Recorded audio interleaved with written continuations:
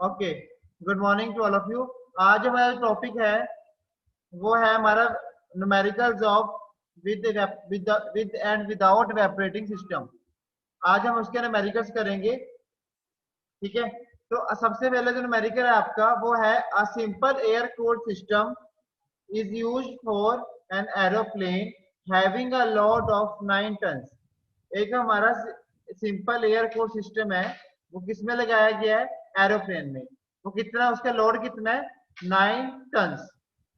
कितने उसका कितने टन वो है जो सिस्टम है? वो रेफ्रिजरेशन सिस्टम है, जो वो एक एयर कूल सिस्टम है, जो उसका कितने टन का है? वो 9 टन का है। ठीक है, the atmospheric pressure and temperature are 0.9 bar and 10 degree Celsius respectively. जो हमारा एटमॉस्फेरिक प्रेशर है, ठीक है, बाहर का जो हमारा टेम्परेचर और प्रेशर है, वो कितना कितना है? प्रेशर है हमारा 0.9 बार एंड टेम्परेचर है हमारा 10 डिग्री सेल्सियस रिस्पेक्टिवली। तो इसमें हमें ये एटमोस्फेयर की बात हो रही है, एटमोस्फेयर की बात हो रही है, तो मतलब कि हमारा P1 और T1 की बात होगी। जब भी हमारी एम्बियंट की बात हो या एटमोस्फेयर की बात हो, तो हम वहां पे प्रेशर टेम्परेचर जो है वो हम P1 एंड T1 ही लेंगे। ये ध्यान में रखना। ठीक है, क्योंकि हमारा जो प्रोसेस होती है 1 to 2 प्रोसेस होती है हमारी, कौन सी? Rhyming compression process. इसमें जो भी हमारी एयर वगैरह आती है वो बाहर से आती है। ठीक है, जो बाहर का एयर और टेम्परेचर, एयर उसका एयर का टेम्परेचर प्रेशर है, वो हम उसके मुताबिक ही लेंगे। वो हम P1 और T1 लेंगे। ऐसे T2 में और जब T3 में जाएंगे वहां P2 T2 लेंगे। तो उसके मुताबिक हमारा प्रेशर टेम्परेचर की वैल्यू चेंज होती जाएगी। जब जब हमारा प्रोसेस हमारी चेंज होती जाएगी, वैसे ही हमारी प्रेशर टेम्परेचर की वैल्यू भी चेंज होती जाएगी उसके साथ साथ। ठीक है, और ये जो मैं आपको पहले बता दूं, जो हमारे न्यूमेरिकल्स हैं वो हमारे किसके ऊपर बेस्ड है? वो हमारे बेस्ड है हमारे टीएस डायग्राम के ऊपर। ये टीएस डायग्राम के ऊपर बेस्ड है। ये टीएस डायग्राम मैंने आपको करवा चुका हूँ आपको पहले, जब मैंने आपको साइकिलिंग का पूरा बताया था। ठीक है, तो उसमें मैंने सारा कुछ बता चुका है। तो आपने क्या करना है, जब न्यूमेरिकल करो, न्यूमेरिकल में सबसे पहले तो जो वैल्यू गिवन है वो लिखो। उसके बाद साथ के साथ टीएस डायग्राम बना लो। एक तरफ टेम्परेचर की वैल्यू आएंगे और एंट्रोपी की। ठीक है, तो इसमें जहां जहां टेम्परेचर की बात हो रही है और प्रेशर की बात हो रही है, आप उसमें ही लोगे। जैसे 1 to 2, 1 से लेके ये 1 से लेके 2 के बीच में हमारी प्रोसेस की बात हो रही है, तो वहां पे हमारी एम्बियंट और एटमोस्फेरिक प्रेशर टेम्परेचर की बात होगी, तो हम वहां पे वही लेंगे। ठीक है, अब देखो 0.9 बार ये कौन सा हमारा एम्बियंट का है। ठीक है, और ये T1 भी कौन सा हमारा 283 जो आया, ये भी हमारा टेम्परेचर जो है एटमोस्फेरिक टेम्परेचर है। तो उसके बाद हमारा चेंज आगे आएगा कंप्रेशन का प्रोसेस। कंप्रेशन जब होएगी हमारी, तो आपने आपको प्रोसेस साथ के साथ याद रखने हैं, तभी मैंने आपको इसकी डेरिवेशन, इसके मैंने प्रोसेस सारे साइक्लिंग प्रोसेस आपको समझाए थे। ठीक है, ताकि आपको न्यूमेरिकल में कोई दिक्कत ना आए। तो इसको हम पहले जो है हमारा, वो कौन सा प्रोसेस होता है? Rhyming compression. और इसमें जो हम टेम्परेचर प्रेशर लेंगे, कौन सा लेंगे?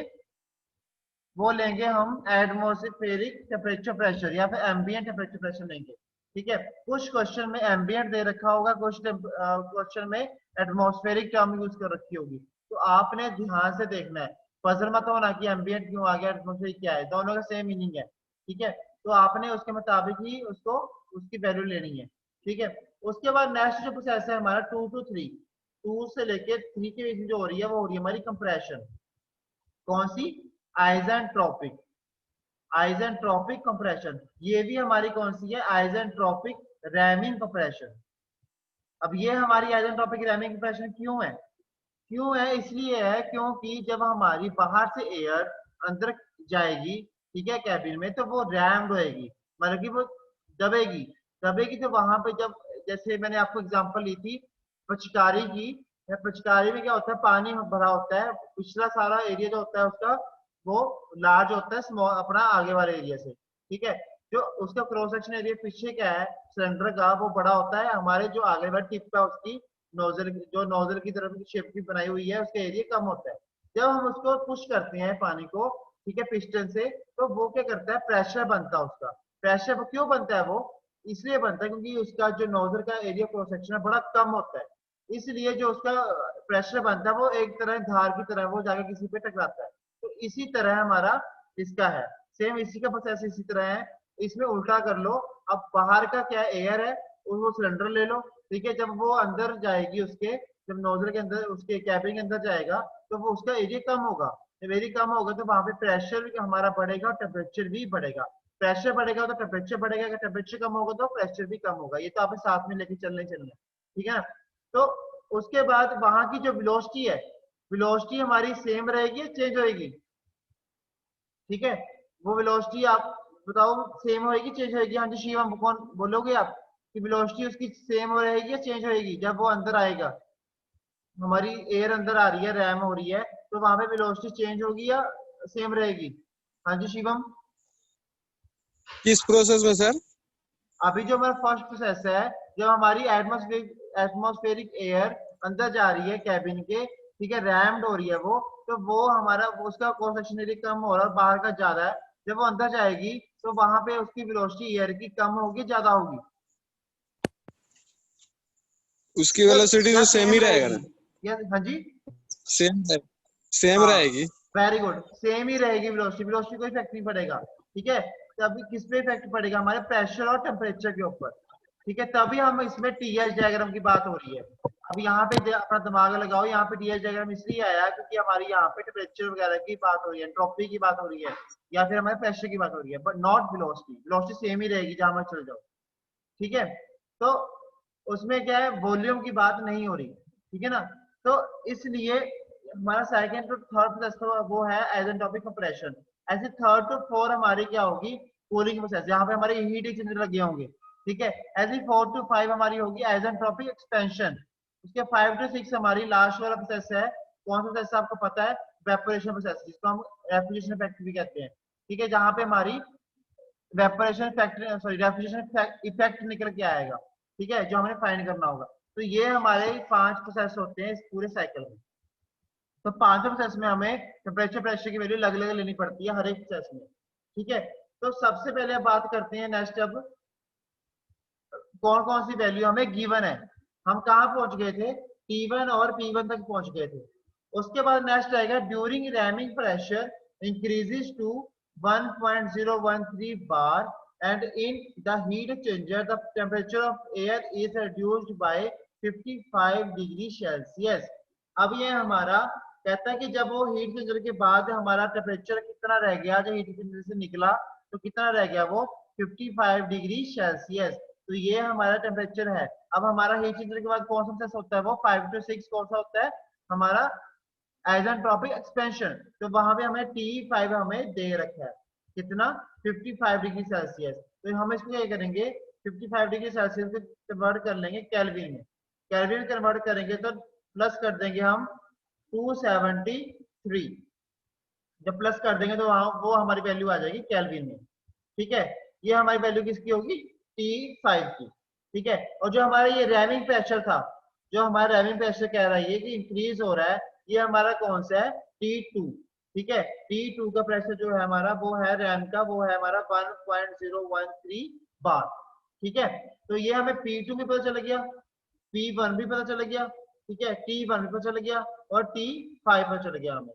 अब नेक्स्ट है हमारा measurements indicate that pressure in the cabin is 1.01 बार। हमारे जो कैबिन का प्रेशर है वो कितना है? 1.01 बार, ठीक है। तो ये हमारी कौन सा प्रेशर हमारा कैबिन का? कैबिन हमारा कौन सा होगी? जहाँ पे हमारी एक्सपेंशन हो रही होगी, जहाँ पे हमारा अंदर चल जाएगी, वहां पे हीट जब जाएगी, टरबाइन वगैरह लगी होगी, तो वहां पे हमारा क्या है? कैबिन का प्रेशर लेना हमने। तो कौन सा होगा वो? P6। तो हमारा P5 इक्वल टू क्या हो जाएगा? P6, ठीक है। जितना P5 का होगा उतना P6 का होगा प्रेशर, ठीक है। उसके बाद नेक्स्ट आता है हमारा and the temperature of air living the cabin is 25 degree Celsius. हमारी एयर लिविंग हो रही है कैबिन से, तो ये कितना आ जाएगा? T6।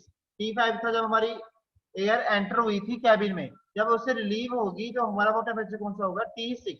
अब देखो हमें T1 पता चल गया, T5 पता चल गया, हमें T6 पता चल गया हमें। अब कौन कौन से टेम्परेचर नहीं पता हमें, अब फाइंड क्या क्या करना हमने। अब जो जो वैल्यू हमें पता है वो तो पता चल गई, हमें गिवन है। अब कौन कौन सी वैल्यू हमने फाइंड करनी है, ठीक है। तो सबसे पहले हमने लिख लेना है फाइंड, गिवन लिख लिया, उसके बाद फाइंड लिखेंगे। फाइंड हमें क्या क्या फाइंड करना है, अब हमें T2 नहीं पता, ठीक है, वो फाइंड करेंगे। उसके बाद हमें T3 नहीं पता, वो फाइंड करेंगे, ठीक है। T4 नहीं पता, वो फाइंड करेंगे। ये तो T की वैल्यू हो गई। ऐसे P1 की वैल्यू जो जो नहीं पता वो हम फाइंड करेंगे। उसके बाद वो फाइंड करने के बाद हम फाइनली फर्स्ट पार्ट निकालेंगे, कौन सा, power required to take the load of cooling in the cabin. हमें कितनी पावर चाहिए take cooling in the cabin. अब देखो पावर का फॉर्मूला क्या होता है, इन टर्म ऑफ वर्क की बात की जाए, ठीक है, तो हम क्या निकालेंगे, वर्क इनपुट। पावर को हम क्या कहते हैं, वर्क इनपुट। कितनी हमारी वर्क इनपुट आ रही है, ये आती है हमारी किलो जूल पर सेकेंड में। जब हम इसको किलो वाट में कर देंगे कन्वर्ट बाद में, तो ये बन जाएगी हमारी। अब देखो किलो जूल पर सेकेंड और किलो वाट हमारे क्या होते हैं, इक्वल होते हैं। तो मतलब की पावर और वर्क इनपुट हमारा सेम है, चाहे पावर यूज कर लो चाहे हमारी वर्क इनपुट हमारी टर्म यूज कर लो क्वेश्चन में। अगर दे रखी होगी पावर तो हमने वही फॉर्मूला लगाना सेम जो हमने वर्क इनपुट के लिए लगाना है, ठीक है। तो वर्क इनपुट का जो फॉर्मूला लगेगा वही हमारे पावर का लगेगा, ठीक है। तो उसके बाद निकालेंगे लास्ट में हम सीओपी। सीओपी तभी निकालेंगे अगर हमें वर्क इनपुट पता होगी, ठीक है, और हमें रेफ्रिजरेशन इफेक्ट पता होगा, ठीक है। रेफ्रिजरेशन इफेक्ट अपॉन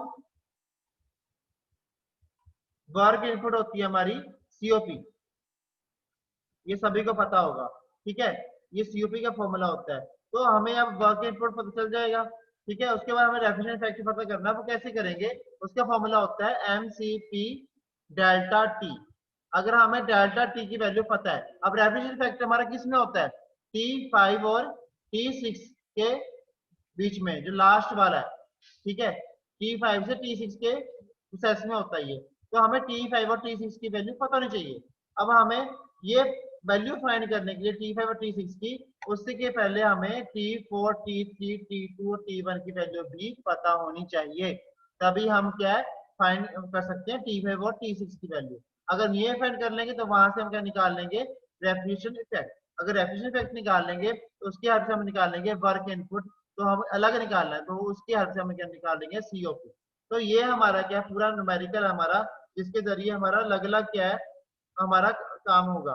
तो हमारा सबसे पहले क्या, सीओपी का फॉर्मूला हमें पता होना चाहिए। सीओपी का फॉर्मूला क्या होता है, refrigeration effect upon refrigeration effect upon work input. हम मैंने कहा है कि वर्क इनपुट हमारा किसको इक्वल होता है, कितनी हमारी पावर कंज्यूम्ड हो रही है, कितनी पावर हमारी कंज्यूम्ड हो रही है, मतलब कि वर्क इनपुट का फॉर्मूला सेम होगा, क्योंकि वर्क इनपुट की जो यूनिट्स होते हैं वो होते हैं किलो जूल पर सेकेंड। किलो जूल पर सेकेंड होते हैं, पावर के होते हैं किलो वाट। तो 1 किलो जूल पर सेकेंड इक्वल किसके होता है, 1 किलो वाट के। तो ये आपको पेपर में भी आपको यूनिट्स हैं जो हमारे वर्क इनपुट के हैं, किलो जूल पर सेकंड दे रखे होंगे। अगर नहीं दे रखे हुए तो किलो वाट दे रखे होंगे, तो उसके हिसाब से आपने उनकी यूनिट्स लेने हैं। अगर किलो वाट में है तो हमने आंसर भी किलो वाट में निकालना है, ठीक है। अगर किलो जूल पर सेकंड तो किलो जूल पर सेकंड में ही निकालना है। तो ये हमारी टर्मिनोलॉजी है जो हमें पता होना चाहिए न्यूमेरिकल करने की, ठीक है। जो भी ये न्यूमेरिकल हमारा किसके ऊपर बेस्ड है, टीएच डायग्राम के ऊपर। तो अब सबसे पहले हमें T1 की वैल्यू पता चल गई है, T6 की पता चल गई वैल्यू, ठीक है। उसके P1 की हमने कितनी दे रखी है, 0.9 बार, जो मैंने आपको बताया कि गिवन है, ठीक है। उसके बाद हमने क्या करनी है, जो वैल्यू फाइंड करनी है वो लिखनी होती है न्यूमेरिकल में सबसे पहले, ठीक है। उसके बाद हमने क्या करना है, टीएच डायग्राम ड्रॉ करना है इसका, टीएच डायग्राम इसका हमने क्या करना है, ड्रॉ करना है, ठीक है। उसके बाद हमने आगे प्रोसेस बाय प्रोसेस इसको सोल्व करना है। अब सबसे पहले कौन सा प्रोसेस है हमारा, 1 to 2, जिसमें हमारी एम्बियंट एयर और एटमॉस्फेरिक एयर की बात हो रही है, ठीक है। मतलब कि हमारा यहाँ पे कौन सा प्रोसेस होएगा, ये आइसेंट्रोपिक रैमिंग कंप्रेशन। तो यहाँ पे हमारा ड्यू टू आइसेंट्रोपिक इक्वेशन, तो जो हमारा इसका फॉर्मूला है आपने पढ़ा भी हुआ है थर्मोडायनेमिक्स में। तो इसका फॉर्मूला क्या होता है, अगर हमने फाइंड करना होता है T change in temperature equal to T, ठीक है, P2 upon change in pressure, P2 upon P1, ठीक है। उसके बाद गैमा -1 अपॉन गैमा, ठीक है। तो गैमा जो है हमारा, ठीक है, गैमा जो है ये हमारी इसकी वैल्यू होती है कांस्टेंट, कितनी 1.4। ये हमें दे रखी होगी न्यूमेरिकल में, अगर नहीं दे रखी होगी तो हमें पता होना चाहिए, याद होनी चाहिए वैल्यू गैमा की, ठीक है। और सीपी की वैल्यू भी, Cp की वैल्यू जो हम आगे डिस्कस करेंगे स्पेसिफिक हीट की, ये वैल्यू भी हमें पता होनी चाहिए। अगर नहीं पता है तो हमें गिवन होगी, ठीक है। अब इसको हम वन भी ले सकते हैं, कुछ न्यूमेरिकल के स्टेटमेंट्स में Cp की वैल्यू 1 दे रखी होगी, कुछ में 1.005 दे रखी होगी, तो आपने उसके मुताबिक ही उसको पुट करना है। ऐसे नहीं है कि क्वेश्चन में 1 दे रखी तो आप 1.005 पुट कर रहे हो, तो आपके आंसर में वेरिएशन आएंगी, ठीक है। और अगर हम वहां पे 1 दे रखी है तो 1 ही पुट करो, ठीक है। तो ये तो थी मेरी सारी इसकी न्यूमेरिकल की, जो मैंने आपको पूरी टर्मिनोलॉजी बताई, क्या क्या गिवन है और क्या क्या फाइंड करना है। अब हम बात करेंगे इसको प्रोसेस पे प्रोसेस कैसे सॉल्व करना है। तो सबसे पहले आता है T1 से T2 के बीच में। T1 हमें दे रखा है, ठीक है, कितना दे रखा है हमने ऊपर मैंने बताया अभी कितना है 273 प्लस कर देंगे हम किसमें 25 डिग्री सेल्सियस में, तो 10 डिग्री सेल्सियस में, तो वहां से हमारी 283 केल्विन आ जाएगी हमारी T1 की वैल्यू। तो ये हमारी T1 की वैल्यू आ गई, ठीक है। तो उसके जरिए हम क्या T2 की वैल्यू फाइंड कर सकते हैं, क्योंकि अगर हम T2 की T3 की और T4 की वैल्यू फाइंड करेंगे तभी हम T5 और T6 की वैल्यू फाइंड करेंगे, क्योंकि हमारा पावर जो हमें निकालना है, पावर रिक्वायर्ड है और निकालनी है, जो हमारी जो हमें रेफ्रिजरेशन इफेक्ट निकालनी है, उसका फॉर्मूला क्या होता है रेफ्रिजरेशन इफेक्ट का, equal to M C P change in temperature delta T. और ये हमारा जो एमसीपी ये डेल्टा टी जो ये रेफ्रिजरेशन इफेक्ट है, ये कौन से प्रोसेस में होता है, हमारा कौन से प्रोसेस में पता चलता है कि हमारा कितना रेफ्रिजरेशन इफेक्ट हो रहा है, कितनी हमारी कूलिंग हो रही है, वो हमारा लास्ट प्रोसेस में पता चलता है T5 टू T6 में। हमारा प्रोसेस जो है वो है हमारा प्रोसेस जो है हमारा वो है 5 टू 6, ठीक है। तो ये हमारा कौन सा हुआ T5 से T6। तो हमें T6 और T5 की वैल्यू पता चाहिए, क्योंकि चेंज इन टेम्परेचर की बात हो रही है, तो क्या आएगा T6 माइनस T5। तो एम ये फॉर्मूला बन जाएगा हमारा MCP T6 माइनस T5, ये फॉर्मूला बन जाएगा हमारा किसका रेफ्रिजरेशन इफेक्ट का। तो ये वैल्यू को हम फाइंड करने के लिए Cp की वैल्यू दे रखी होगी, हमें मास की वैल्यू निकालनी पड़ेगी, ठीक है। और उसके बाद T6 और T5 की वैल्यू हमें क्या अगर नहीं दे रखी वो भी हमें निकालनी पड़ेगी, किनके जरिए, इनके जरिए। अब T2 हमें कैसे निकालना है अगर T1 पता है, ठीक है। अगर T3 कैसे निकालेंगे अगर हमें T2 पता है, T2 की वैल्यू पता है, ठीक है। अगर T4 कैसे निकालेंगे अगर हम T3 की वैल्यू पता है। तो ये सारे क्या है एक दूसरे के ऊपर बेस्ड है, क्योंकि ये जो साइक्लिक प्रोसेस है हमारा वो एक दूसरे के ऊपर बेस्ड होता है। अगर 1 की वैल्यू पता है तो 2 की वैल्यू निकाल सकते हैं, अगर 2 की वैल्यू पता है तो 3 की वैल्यू निकाल सकते हैं। तो हर एक स्टेट में हर एक टेम्परेचर क्या, तभी मैं कह रहा हूँ कि डिफरेंट डिफरेंट होता है। अब देखो आपका एसी है घर में, अब जब आप एसी को ऑन करते हो उससे पहले जो टेम्परेचर होता है रूम का टेम्परेचर अलग होता है। जब आप उसको एसी ऑन करने के बाद जो उसका टेम्परेचर होता है वो अलग होता है, कूलिंग हो जाती है क्योंकि उसमें, तो उसका टेम्परेचर चेंज हो जाता है, ठीक है। टेम्परेचर चेंज होने के कारण उसकी कूलिंग जो है, कूलिंग उसमें होने के कारण उसके टेम्परेचर क्या कम हो जाता है, पहले टेम्परेचर ज्यादा होता है रूम का उसका, क्योंकि वो क्या आपका रूम टेम्परेचर है, ठीक है। जब उसको ठंडा होने के बाद उसका कूलिंग होने के बाद उसका टेम्परेचर चेंज हो जाता है तो वो कम हो जाता है टेम्परेचर, ठीक है। तो वो होगा हमारा उसका इसके कूलिंग का टेम्परेचर, हमारी कितनी कूलिंग हो रही है। तो उस प्रोसेस उस स्टेट में प्रोसेस हमारा अलग होगा और टेम्परेचर अलग होगा, और उस स्टेट में हमारा टेम्परेचर अलग होगा। तो दोनों स्टेट में हमारे टेम्परेचर जो है वो डिफरेंट डिफरेंट होंगे। तो ऐसे ही हमारा इसमें है, हमारा ऐसे ही सेम इसमें है, ठीक है। तो सबसे पहले अब बात करते हैं हम इसके सोल्यूशन की। अब देखो T2 की वैल्यू यहाँ से निकालेंगे कितनी आई 292.5 केल्विन। ये सिंपल आपकी सिंपलीफिकेशन है, सिंपल आपकी ये टर्म आपने वैल्यू पुट करनी है, वहां से हमें निकाल लेनी वैल्यू। ऐसे ही हमें T3 की वैल्यू निकालेंगे, T3 इक्वल टू क्या आएगा T3 upon P2 gamma minus 1 upon gamma. तो वहां से हम निकाल लेंगे वैल्यू T3 की। तो ये हमारी T2 की वैल्यू आ गई, T3 की वैल्यू आ गई, ठीक है। उसके बाद हम क्या निकालेंगे T4 की वैल्यू। T4 की वैल्यू कैसी आएगी इक्वल टू 160 माइनस 155, 160 माइनस मतलब कि जो हमने वैल्यू निकाली थी दोनों का प्लस करके माइनस कर देंगे 55 प्लस उन दोनों में माइनस करने के बाद जो हमारी T4 की वैल्यू आएगी, या हम इस फॉर्मूले से निकाल सकते हैं या फिर हम निकाल सकते हैं T4 इक्वल टू। अब यहाँ पे हम T4 में ये वाला फॉर्मूला क्यों नहीं लगा सकते, क्योंकि ये हमारा जो फॉर्मूला होता है, ये जो इक्वेशन होती है किसमें होती है, ये आइसेंट्रोपिक में, ये हमारी आइसेंट्रोपिक इक्वेशन है। तो आइसेंट्रोपिक इक्वेशन हमारी ओनली 1 to 2 और 2 to 3 ही हो रही है, 3 to 4 नहीं हो रही। यहाँ पे हमारी कौन सी हो रही है आइसोबारिक, यहाँ पे हमारा प्रेशर कम हो रहा है, हमारी यहाँ पे कौन सी हीट चेंजर लगा हुआ है, यहाँ पे कूलिंग वगैरह हो रही है, तो यहाँ पे हमारा टेम्परेचर क्या है, देखो हीट चेंजर के कारण यहाँ पे टेम्परेचर जो है हमारा लीक होगा, तो वहां पे हमारा टेम्परेचर कुछ और होगा, और यहाँ पे हमारी आइसोट्रोपिक प्रोसेस नहीं होगी। ठीक है, तो इसलिए हमारा जो यहाँ पे फॉर्मूला लगेगा वो है हमारा T4 इक्वल टू हमारा जो जितनी हीट उस पर आ रही थी उससे पहले, ठीक है, 160, उसमें से माइनस कर देंगे जितनी उस वहां पे हीट होगी, जितनी वहां पे हीट होगी कितनी है 55 डिग्री सेल्सियस। तो वहां पे जो, क्योंकि हीट एक्सचेंजर का काम क्या होता है, हीट को रिजेक्ट करना, ठीक है, हीट को रिजेक्ट करना, उसको फॉर्म को चेंज कर देना। ठीक है, तो फॉर्म करने के चेंज के कारण तो वो क्या है, वहां पे जो हमारी हीट वहां पे आ रही है पहले, टेम्परेचर जो है हमारा वहां पे हीट का, और जब वो चेंज कर देगी तो वहां पे टेम्परेचर कुछ और होगा, तो दोनों को माइनस कर देंगे, तो वहां से हमारे T4 की वैल्यू निकल आएगी। कितनी आई वो 378 केल्विन। उसके बाद नेक्स्ट है हमारा आइसेंट्रोपिक एक्सपेंशन प्रोसेस 4 to 5। अब यहाँ पे देखो आइसेंट्रोपिक एक्सपेंशन हो रही है, तो यहाँ पे भी कौन सी इक्वेशन लगेगी हमारी, आइसेंट्रोपिक इक्वेशन लगेगी। ठीक है, कौन सी इक्वेशन, आइसेंट्रोपिक की ही क्या लगेगी, इक्वेशन लगेगी। वही सेम T4 की वैल्यू हमने निकाली थी, तो उसके जरिए हम T5 की वैल्यू निकाल लेंगे। T5 equal to T4, T5 ये सारी वैल्यू निकाल ली। अब देखो हमने यहाँ तक T5 की वैल्यू निकाल ली और T6 की वैल्यू हमें दे रखी है, तो हमें क्या है कि T5 और T6 की वैल्यू हमें पता चल गई है। अब देखो जो मैंने इतना कुछ ये किया यहाँ से लेके यहाँ तक T5 तक, ये मैंने इसलिए किया क्योंकि मुझे T5 की वैल्यू चाहिए थी। ठीक है, तो इसलिए मैंने, क्योंकि मुझे फॉर्मूला में पुट करनी है, तो मैंने ये इतना कुछ यहाँ तक इसलिए किया क्योंकि T5 की वैल्यू मुझे पता हो ताकि मैं उसमें पुट कर सकूं। ठीक है, तो ये हमारा क्या है, T5 की वैल्यू हमने यहाँ से निकाल दी। अब नेक्स्ट क्वेश्चन आता है कि हमें अब मास कैसे फाइंड करना है, क्योंकि हमें मास भी चाहिए ना, क्योंकि हमारी वर्क इनपुट का फॉर्मूला क्या होता है, मास MCP T5 माइनस T6। ठीक है, MCP T5 माइनस T6। ठीक है, तो हम वहां से क्या निकालेंगे, रेफ्रिजरेशन फैक्टर। तो रेफ्रिजरेशन फैक्टर निकालने के लिए हमें अब वर्क इनपुट भी चाहिए, वर्क इनपुट तो अलग ही बात है। ठीक है, अब हम MC उसका निकालेंगे T5 माइनस T6। ये देखो आगे है इसका दे रखा फॉर्मूला, तो वो फॉर्मूला दिखा देता हूँ इसका भी। ठीक है, ये देखो इन्होंने डायरेक्ट वैल्यू पुट कर दी, यहाँ पे कितना है 31.5।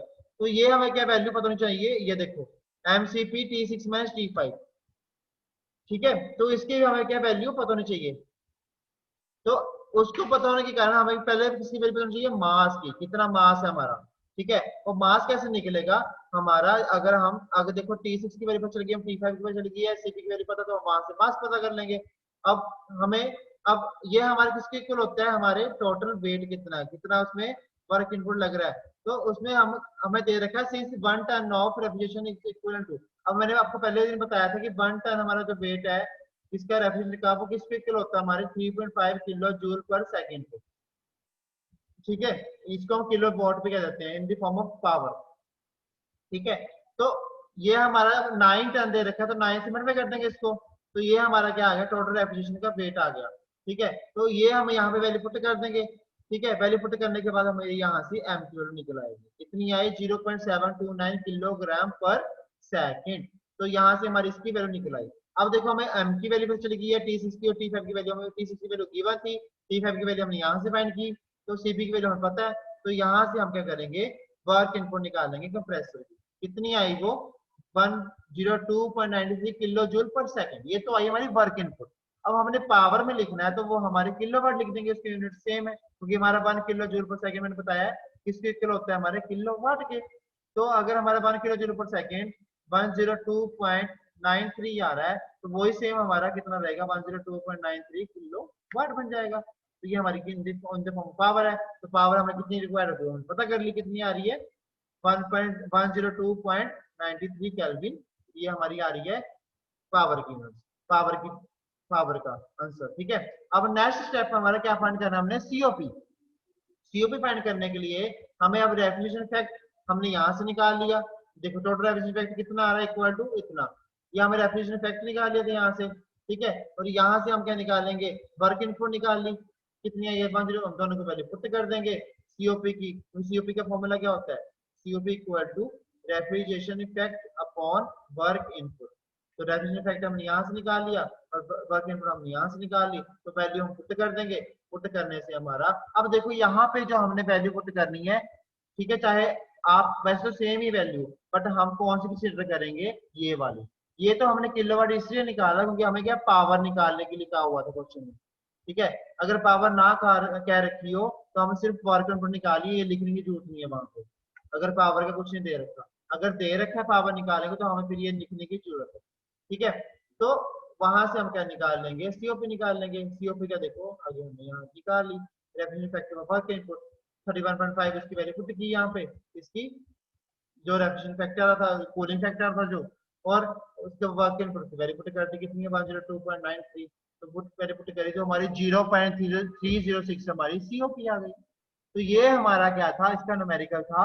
आपको क्वेश्चन ऐसे आ सकते हैं, ये जो ऐसा न्यूमेरिकल आएगा वो आएगा आपको 5 नंबर में, लेंथ ही नहीं आएगा, ये 5 नंबर में आएगा, ज्यादा ज्यादा ये 10 नंबर वाला न्यूमेरिकल नहीं है।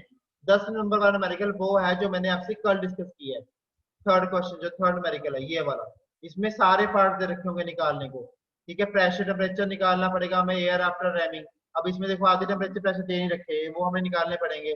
मास फ्लो कितना हो रहा है वो निकालना पड़ेगा, पावर निकालनी पड़ेगी, सीओपी निकालनी पड़ेगी। तो आपको ऐसा क्वेश्चन भी आ सकता है, देखो अब इसने उसने हमें हमें खुद दिमाग लगाकर हमें क्वेश्चन कह रखा था कि हमें ये निकालना पड़ेगा, मास निकालना पड़ेगा या प्रेशर टेम्परेचर निकाल। देखो हमने वहां पे भी, अब आप अगर ध्यान से सुना होगा आपने, वहां पे भी हमने मास निकाला था और प्रेशर टेम्परेचर निकाला था। प्रेशर टेम्परेचर मतलब कि हमें T6 और T5 हमें निकाला था। ठीक है, तो यहाँ पे भी सेम वही निकालना हमने। ठीक है, टेम्परेचर प्रेशर निकालने पड़ेंगे हमें। ठीक है, और हमें मास भी निकालना पड़ेगा। हम इन्होंने क्या गिवन दे दिया कि ये फाइंड करो, उसके बाद नेट पावर कह दी उन्होंने, पावर हमने निकाली अभी, उसको एससीओ भी है वो हमने निकाली है। तो ये चीज दोनों पार्ट हमने निकाली है, ये दोनों पार्ट तभी निकलेंगे अगर ये दोनों पार्ट हम गिवन होंगे। तो इन्होंने क्या किया, इसमें चारों पार्ट निकालने को कह दिया, उसमें हमने अपने दिमाग लगा के वो ये दोनों पार्ट हमें खुद निकालने पड़े। ठीक है, ये दोनों पार्ट हमें नहीं, दोनों के पार्ट हमें गिवन थे, ये दोनों पार्ट हमने खुद दिमाग लगाया, फॉर्मूले पुट किए, तो वहां से निकाले। तो आपको क्वेश्चन ऐसे ही आ सकते हैं घुमा फिरा के, सेम है जैसे कि मैंने आपको फर्स्ट क्वेश्चन कराया, वैसे हमारे ये थर्ड क्वेश्चन वैसे सेम है, दोनों में अंतर नहीं है। ठीक है, आप खुद देखो वहां पे 9 टन दे रखा था, यहाँ पे 10 टन दे रखा है, वैल्यू डिफरेंट होगी बट आपका जो आंसर है वो सेम ही आएगा। और एक बात और, मतलब कि आंसर हमारा सेम ही, मतलब कि फॉर्मूला हमारा सेम ही लग रहा है सभी में। ठीक है ना, अब एक बात और, हमें प्रेशर रेशियो भी दे रखी होगी कुछ क्वेश्चन में, हमें कंप्रेशन की, ऐसे कंप्रेशन कंप्रेसर की प्रेशर रेशियो दे रखी होगी। अब हमारा कंप्रेसर का काम किस में होता है, कंप्रेसर का काम हमारे कौन से प्रोसेस में होता है, 2 to 3 के प्रोसेस में। ठीक है, तो वहां पे हमें T3 और प्रेशर की बात हो रही है तो हमें सॉरी P3 और P/P2 इक्वल टू कितना दे रखा है 4। तो हम क्या करेंगे, हमें क्या P2 की वैल्यू निकालनी पड़ेगी, P3 की वैल्यू हम यहाँ से इजीली निकाल सकते हैं। P3 इक्वल टू 4 इंटू जितनी हमारी P2 की वैल्यू आएगी, तो यहाँ से हम क्या P3 की वैल्यू इजीली निकाल सकते हैं। अब देखो ये कुछ कुछ कंडीशंस होती हैं पेपर में ताकि आपको इजीली कर दे थोड़ा सा, पर आपने खुद दिमाग लगाना है। प्रेशर रेशियो आप कैसे निकालनी है, प्रेशर रेशियो P3/P2 आता है, क्योंकि कंप्रेशन की रेशियो है, प्रेशर रेशियो है ये कंप्रेशन की, कंप्रेशन हो रहा है तो मेन कंप्रेसर हमारा कहाँ पे लगा होता है, जो हमारा आइसेंट्रोपिक कंप्रेशन हो रही है जहाँ पे 2 to 3 में। ठीक है, और 1 to 2 तो हमारा क्या रैमिंग का प्रोसेस है वहां पे भी कंप्रेशन हो रही है, तो वहां पे रैम्ड हो रही है, रैम का प्रोसेस सारा उसमें। ठीक है, बट हमारा 2 to 3 क्या है, सीधी कंप्रेसर लगा हुआ है वहां पे सीधा हमारा कंप्रेसर लगा हुआ है, तो वहां पे हमारा जो उसका प्रेशर रेशियो हमें दे रखी होगी, तो प्रेशर रेशियो की हेल्प से हमने उसके वैल्यू फाइंड कर लेनी है P3 और P2 की। ठीक है, टेम्परेचर हमने वैसे फाइंड करना है, T3 equal to T2 P3/P2 gamma -1/गैमा। हाँ, एक बात और, आप गैमा -1/गैमा भी लिख सकते हो, गैमा/गैमा -1 भी लिख सकते हो, इसमें कंफ्यूज मत होना ये दोनों में लगे, ये ऐसे क्यों लिखा, ये ऐसे क्यों नहीं लिखा। ठीक है, दोनों सेम ही है। ठीक है, दोनों का आंसर सेम ही आएगा, चाहे आप उल्टा पुल्टा कर दो दोनों को। ठीक है, तो ये हमारे क्या थे, न्यूमेरिकल थे इस चैप्टर के पूरे के। ठीक है, ये सारे न्यूमेरिकल ऐसे ही करने हैं ये। ठीक है, आपको एक मैंने न्यूमेरिकल अच्छे डीपली समझा दिया है, आप उसके बेस के ऊपर दोनों न्यूमेरिकल सॉल्व कर सकते हो। आप खुद प्रैक्टिस करोगे घर पे बैठ के, अगर मैं तीनों की तीनों न्यूमेरिकल आपको यहीं पे करा दूंगा तो आपको घर बैठ के प्रैक्टिस करने की आदत नहीं रहेगी, आपको नहीं करोगे घर पे प्रैक्टिस बैठ के, आपको ऐसे कि सर करा देंगे कोई बात नहीं। ठीक है, तो आपको दिक्कत आएगी, इसलिए मैं आपको तभी मैंने आपको पहले एक न्यूमेरिकल कराया है ताकि उसकी हेल्प से आप सेकंड दो न्यूमेरिकल जो है वो सॉल्व कर सको। ठीक है, और जो मैंने उसकी कंडीशंस हैं, जो भी उसमें वैल्यूज वगैरह हमें क्या दे रखी कौन नहीं दे रखी, क्योंकि वो हमें सब कुछ मैंने आपको बता दिया। ठीक है, तो ऐसे हमारा ये क्वेश्चन सॉल्व हो जाएगा। तो बाकी जो हमारा टॉपिक है अब गोस्ट है वाला, वो हम मंडे डिस्कस करेंगे नेक्स्ट लेक्चर में। ठीक है।